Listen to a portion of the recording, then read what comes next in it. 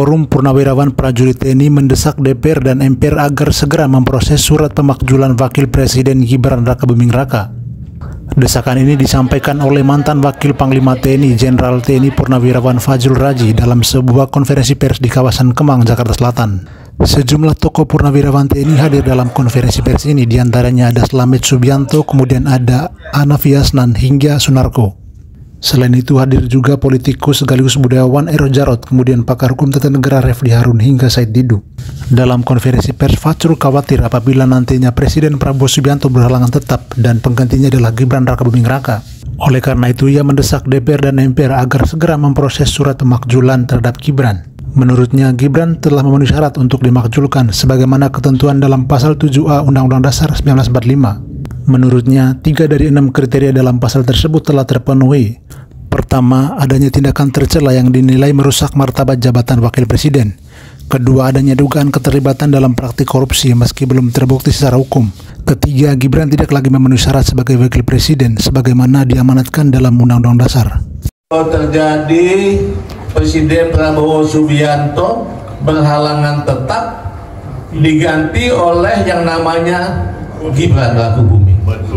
Apa jadinya bangsa ini? Hancur. Jadi nggak usah ditunggu lama-lama mestinya, karena lama terlambat akan nggak ada gunanya lagi, gagal.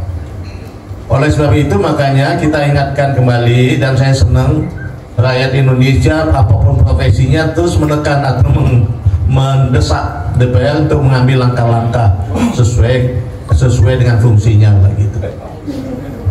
Kalau masalah apakah sudah memenuhi syarat untuk sesuai dengan Undang-Undang Dasar pasal 7A, sudah sangat memenuhi syarat. Kalau di 7A itu ada 6 hal yang tidak boleh dilakukan dan bisa dimajulkan. Sudah memenuhi paling tidak 3 tadi. Kalau 6 itu yang disebut secara nyata yaitu 1, dia sudah melakukan hal-hal yang sangat memalukan atau dalam bahasa hukumnya itu disebut hal-hal tercela. Kedua, dia melakukan korupsi meskipun belum dibukti secara.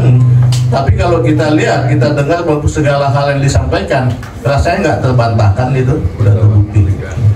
Dan selanjutnya yang ketiga, bahwa tidak lagi memenuhi syarat sebagai Wakil Presiden. Itu disebut nyata di dalam pasal 7A Undang-Undang Dasar 45.